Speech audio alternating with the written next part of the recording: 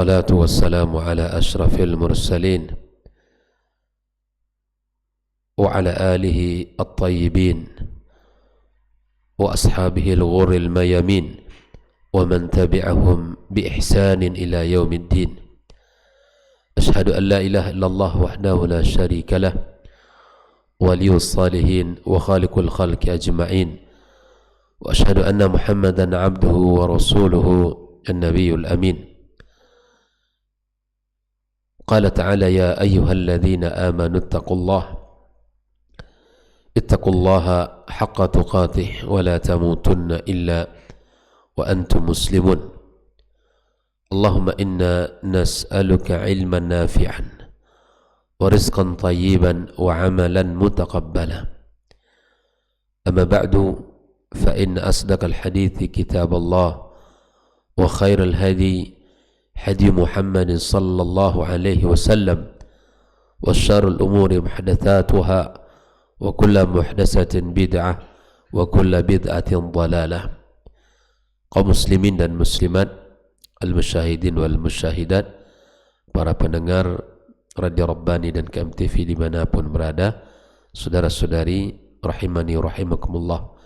Alhamdulillah, kita bersyukur kepada Allah Subhanahu wa ta'ala atas segala nikmat dan karunia yang Allah limpahkan kepada kita. Salat dan salam selalu tercurahkan untuk baginda kita alaihi salatu wassalam, Nabi kita yang mulia, suri tauladan dalam kehidupan kita. Mudah-mudahan kita diberikan taufik oleh Allah untuk bisa mengikuti dan mencontohnya di dalam segala urusan kita kepada Allah Azza wa Jalla.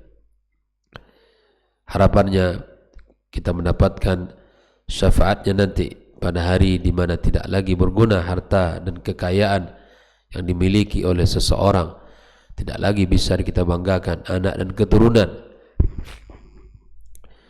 kecuali orang-orang yang datang kepada Allah dengan hati yang penuh dengan keimanan, ketunduan dan kekhusyuan kepada Allah Subhanahu wa ta'ala, jauh dari kesyirikan. Ikhwafillah, kembali kita bersama kitab Al-Mulakhas fi Syarh Kitab At-Tauhid karya Syekh Shalih Al-Fauzan. Pagi ini ya masuk kepada bab yang ke-26, babu ma jaa fil kuhani wa nahwihim. Bab yang datang menjelaskan tentang perkara al-kuhan, itu dukun, ya, para dukun dan yang sejenisnya, orang-orang yang mengaku mengetahui perkara gaib atau disebut juga dengan peramal. Bab ini didatangkan setelah pembahasan bab menjelaskan tentang jenis-jenis sihir. Dari bab yang ke-25 kemudian ke-26 dan seterusnya, itu adalah bagian daripada al-a'mal asy-syaitaniyah, amal-amal dan perbuatan-perbuatan yang dibantu oleh syaitan. Sudah kita jelaskan pada bab 26, ada bab di ke-25 ada lebih kurang 7 jenis bentuk sihir. Nah, kemudian pada bab ini, bab yang ke-26 pada halaman 213 ini akan menjelaskan tentang bahaya dan buruknya ya perdukunan. Naam, 213 afwan, 213. Naam, halaman 213. Nah, ikhwafillah, di mana Syekh Mu'allif kitab Syekh Muhammad Abdul Wahab membawakan sebuah hadis rawa Muslimun fi sahihihi, ya, Imam Muslim meriwayatkan dalam kitab sahihnya, ya, an ba'di azwajin nabiyyi sallallahu alaihi wasallam, dari sebagian istri beliau ummahatil mu'minin, anin nabiyyi sallallahu alaihi wasallam, dari nabi kita sallallahu alaihi wasallam, qala, dia bersabda, man ata arrafan fasa'alahu an syai'in fasaddaqahu lam tuqbal tuqbal lahu salatun 40 yawman. Barang siapa yang mendatangi arrafan, orang tukang ramal yang mengaku mengetahui perkara-perkara gaib, maka fasa'alahu, dia bertanya kepadanya an syai'in, tentang satu perkara apa saja di dalam kehidupan dia, fasaddaqahu, dan membenarkan apa yang ia sampaikan, lam tuqbal lahu salatun 40 yawman, maka tidak diterima baginya salat selama 40 hari. Bayangkan orang-orang yang mendatangi orang-orang tukang ramal dan mempercayai apa yang disampaikan olehnya, maka tidak akan diterima salatnya selama 40 hari. Bayangkan. Nah, ini adalah bentuk peringatan keras dan ancaman terhadap orang-orang yang mempercayai orang-orang para dukun, para yang mengaku tentang hal yang gaib. Makanya ikhwafillah, para ulama mengatakan bahwa perdukunan dan orang-orang tukang ramal adalah perusak tauhid. Mereka ini adalah perusak tauhid dan akidah seorang mukmin, di mana mereka dengan bantuan jin dan syaitan menyebutkan perkara-perkara yang di luar kemampuan manusia untuk mengetahuinya. Nah, dari kita lihat penjelasan dari Syekh Shalih Al-Fauzan, al-kuhan jama' kahin, kuhan jama' daripada kahin, yaitu dukun. Wa huwa alladhi yukhbir 'anil mughayyabat fil mustaqbal i'timadan al-isti'anati bisyayatin, yang mengabarkan perkara-perkara gaib di masa mendatang. Tidak ada orang yang bisa mengetahui perkara gaib. Tidak ada yang mampu mengetahui perkara-perkara gaib di masa yang akan datang. Perkara gaib itu termasuk yang masa yang akan datang. Prediksi masa depan, tentang kehidupan, kecuali bersandar kepada bantuan syaitan. Nah, ikhwafillah, dari hadis ini dapat kita simpulkan bahwa praktek perdukunan itu adalah praktek yang batil, dan perbuatan orang yang tukang ramal itu adalah perkara batil. Siapa saja yang mengklaim mengetahui masa depan, maka sungguh itu adalah perkara yang tidak, perkara-perkara yang tidak baik, yang tidak benar. Tidak ada satupun yang mengetahui. Allah Subhanahu wa taala mengatakan, "Qul la ya'lamu man fis samawati wal ardi al-ghaiba illallah." Katakan, tidak ada satu orang pun yang mengetahui yang di langit dan di bumi tentang perkara-perkara gaib kecuali Allah Subhanahu wa taala. Allah juga mengatakan tentang nabinya Muhammad sallallahu alaihi wasallam, "Walau kuntu a'lamul ghaiba lastakthartu minal khair." Sekiranya aku mengetahui perkara yang gaib, maka tentulah aku membuat kebaikan yang lebih banyak atau sebanyak-banyaknya. Alhamdulillah. Jadi praktek perdukunan dan siapa saja yang mengklaim mengetahui perkara gaib, itulah praktek yang batil, karena tidak ada satupun yang bisa dan mampu mengetahuinya. Dari sinilah bahwa perdukunan, sihir, kemudian tukang ramal itu adalah perkara yang merusak tauhid kita. Nah, dan hari ini Masya Allah manusia, orang banyak muncul hari ini mengetahui, bahkan mendakwahkan dirinya tentang banyak hal, mengetahui tentang gaib, mengetahui tentang masa depan, dan mengetahui keadaan dan kondisi seseorang di masa yang akan datang. Ini banyak yang muncul hari ini adalah orang-orang yang mampu mendakwahkan dirinya mengetahui perkara itu. Yang sering disebut oleh para asatidzah dengan ya orang dukun tapi tampilannya ustadz, sehingga disingkat dengan ya, askun, ya, ustadz berpenampilan dukun. Nah, dia seakan-akan mengatakan dirinya adalah mengetahui agama, tapi sesungguhnya dia adalah dukun, ya. Dukun yang sama dengan seperti ya kehujanan ya, orang tukang pawang hujan, kehujanan dengan hujan itu sendiri. Banyak pengakuan-pengakuan yang aneh begitu ya, sampai ada orang hari ini yang mengaku mengetahui, yang menulis 500 kitab itu disembunyikan, ya, 500 kitab tapi disembunyikan dengan bahasa Suryani, ya. Dan dia ceritakan baru kemarin bicara dengan Nabi Khidir dan lain sebagainya. Ini keanehan-keanehan yang awalnya itu kita berharap pemerintah kita Bapak Ibu seperti ini mengambil sikap, terutama Majelis Ulama Indonesia mengambil sikap tentang perkara-perkara yang seperti ini muncul, ya. Mengaku bahasa Arab bisa kemudian menulis kitab dengan 500 kitab, ya, kemudian mampu bicara dengan para malaikat, bahkan baru bicara dengan Nabi Khidir dan seterusnya. Tapi yang anehnya ya, manusia, masyarakat kita ya mempercayai bab yang seperti ini, ya, keanehan yang terlihat, ya, dan tapi kita masyarakat sebagiannya sulit untuk ya meninggalkan hal yang seperti ini. Ikhwafillah. Munasabatul bab li kitab tauhid, yaitu ketersusunan bab dengan kitab tauhid ini apa?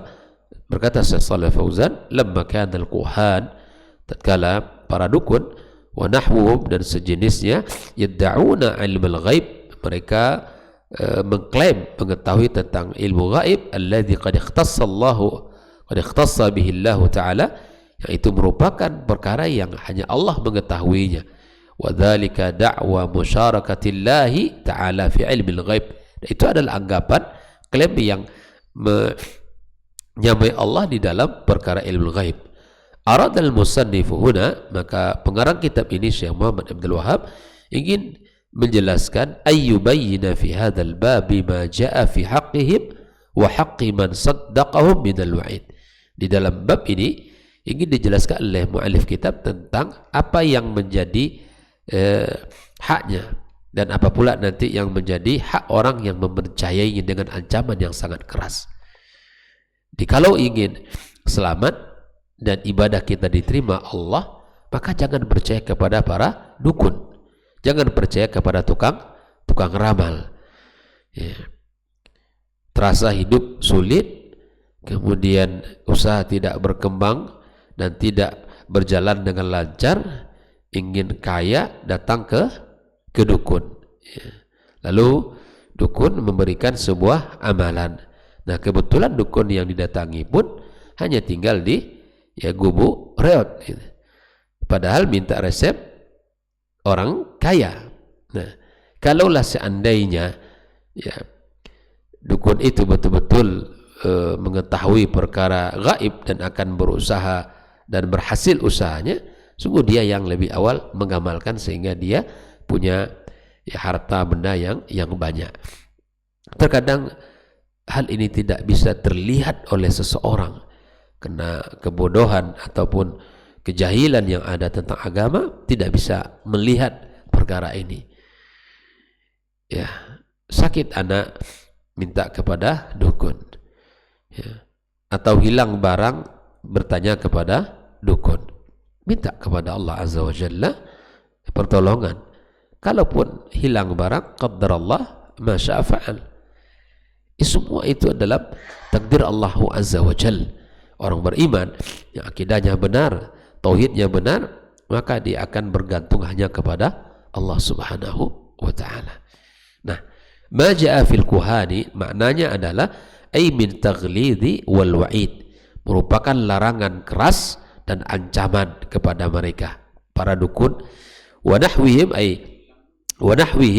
kal arrafin, seperti orang-orang tukang ramal, wal munajjimin, ini para ahli nujum, ya, warrammalin, orang-orang yang menggaris-garis tanah, kemudian yang dengan pengakuan mengetahui hal yang gaib, ini namanya rammalin, ya. Kemudian an ba'di azwajin Nabi, ay Hafsah, di antaranya yang meriwayatkan adalah istri kita, Nabi kita SAW, ibu kita Hafsah radhiyallahu taala anha, saudarinya Umar bin Khattab radhiyallahu taala an. Lam tuqbal lahu salatun, ay la thawaba lahu fiha. Bayangkan, salatnya tidak akan diterima Allah selama 40 hari. Rugi enggak tuh? Sangat rugi. Rugi, ibadah tidak diterima, ya. Yang disampaikan dukun belum tentu benar, itu kan? Belum tentu benar, karena dibantu oleh jin, oleh syaitan, ya. Oleh itu ikhwafillah, disinilah pentingnya kita belajar akidah agar kita ini, ya, benar dan selamat dari perkara-perkara yang merusak akidah kita dan keyakinan kita kepada Allah Subhanahu wa taala. Nah, al-ma'na al-ijmali lil hadithi, ya, makna global dari hadis ini. Yubayyinu sallallahu alaihi wasallam al-wa'id al-mutarattab 'ala adh-dhahab ila al-kuhan. Nabi sallallahu alaihi wasallam ingin menjelaskan ancaman yang akan didapat oleh orang yang datang kepada para dukun. Bertaubatlah wahai saudaraku. Ya, hentikan. Ya, hentikan sudah. Bertanya kepada para dukun, bertanya kepada tukang ramal. Jangankan mempercayai, bertanya saja tidak boleh. Ancamannya keras. Ya. Yubayyinu sallallahu alaihi wasallam al-wa'id al-mutarattab 'ala adh-dhahab ila al-kuhani wa nahwihim li su'alihim 'an al-mughayyabat allati la ya'lamuha illa Allah. Bertanya kepada mereka tentang perkara gaib yang tidak diketahui oleh Allah Azza wa Jalla. Masyarakat ini masih aneh terkadang, percaya kepada bab-bab seperti itu. Bahkan tidak hanya dalam urusan gaib, maka dalam urusan tanding bola saja cari dukun supaya menang. Itu di kampung masih ada itu. Ya, kalau yang dilawannya orang hebat, tim kampungnya tim biasa gitu, ya, masing bola aja nggak bisa, gimana mau menang gitu, ya. Dan apalagi adu penalti sampai tak lihat gawangnya lagi gitu. Yang berperan dukun ini bukan tanding bola, ini tanding dukun ini. Terlihat billah, dan ini masih banyak di masyarakat kita. Apalagi masalah jabatan, masalah kedudukan, masalah, ya, kekayaan dan seterusnya. Itu masih bergelimang dengan perkara-perkara yang dibenci oleh Allah Subhanahu wa taala dalam agama kita ini. Ikhwafillah, maka hal ini dihentikan. Lebih baik kita menjalani kehidupan dengan seadanya, dan yang penting kita bisa beribadah kepada Allah daripada kita mencari kekayaan secara instan tapi bertanya kepada para dukun. Anna jazaa'a man fa'ala dzalika hirmanuhu min thawabi salatih li muddati 40 yawman. Adapun balasan bagi mereka yang datang kepada dukun itu diharamkan atau tidak diterimanya, ya, salat selama 40 hari. Litalabbusihi bil ma'siyah, karena dia berbuat maksiat. Karena maksiat itu, mendatangi dukun itu maksiat. Ya, mempercayainya apalagi. Wa fi hadza wa'idun syadidun wa nahyun aqidun an hadzal fi'l. Nah, dalam bab ini terdapat, ya, ikhwafillah, ya, larangan dan ancaman yang sangat keras tentang perbuatan ini. Mimma yadullu ala annahu min a'zamil muharramat, menunjukkan perkara yang sangat diharamkan di dalam agama kita. Wa idza kana hadza jazaa'u man atal kahina, apabila ini merupakan balasan orang-orang yang mendatangi para dukun, fa kaifa bi jazaa'il kahini nafsi. Kalau orang yang mendatangi saja seperti itu ancamannya, apalagi para pelakunya, dukun itu sendiri, ya. Na'udzubillahi bidzalika wa nas'aluhu al-afiyah. Semoga, ya, kita dijaga oleh Allah dan kita terselamatkan dari perbuatan yang seperti ini. Nah, munasabatul hadits lil bab, ketersesuaian hadis dengan bab yang sedang kita baca, anna fihi nahya an ityadil kuhani wa nahwihim. Di dalam hadis ini terdapat larangan mendatangi para dukun dan sejenisnya, atau seperti perbuatan yang mengaku-ngaku tentang perkara gaib. Wa tasdiqihim limunafatihi litauhid, karena mempercayainya itu adalah menafikan tauhid kita kepada Allah Subhanahu wa taala. Nah, ikhwafillah, apa yang bisa kita ambil dari hadis ini? Yang pertama adalah al-mad'u minaz zahabi ilal kuhani wa su'alihim anil mughayyabat wa tasdiqihim fi dzalika wa annahu kufrun. Itu larangan untuk berangkat pergi menemui para dukun dan bertanya kepada mereka tentang perkara gaib serta membenarkan apa yang mereka sampaikan, dan perbuatan itu adalah termasuk perbuatan kufur. Jadi kita sedang membicarakan perilaku orang-orang yang melakukan ini, bukan kita mengkafirkan perorangan ataupun menunjuk orang atau menyebutkan nama. Siapapun yang melakukan perbuatan ini, maka hendaklah dia berhati-hati. Yang kedua, tahrimul kahana wa annaha min akbaril kabair. Haramnya perbuatan perdukunan, dan itu merupakan dosa besar.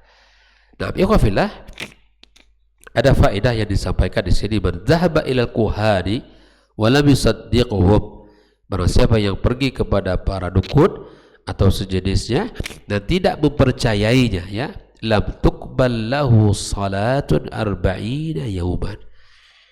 Hanya pergi saja, yang disampaikan rasa tidak masuk akal, kita tidak percaya, itu saja akan mendapatkan ancaman 40 hari salat tidak diterima Allah. Kama jaa fi dzalikal hadits al-akhar, wa amma man saddaqahum, adapun orang yang membenarkan, faqad kafara bima uzzila ala Muhammadin sallallahu alaihi wasallam. Jadi orang yang datang dan membenarkan, maka itu sudah tidak diterima salatnya.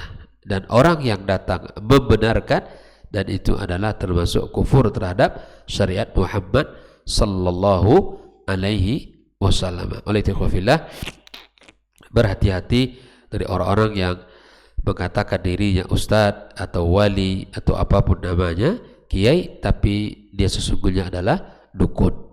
Dia sesungguhnya adalah orang-orang yang membawa keburukan bagi agama kita. Wallahu ta'ala a'lam bissawab.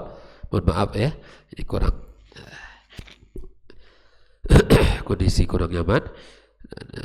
Mudah-mudahan Allah SWT berikan kepada kita kesehatan, dan Allah berikan keberkahan dan kemudahan di segala urusan kita.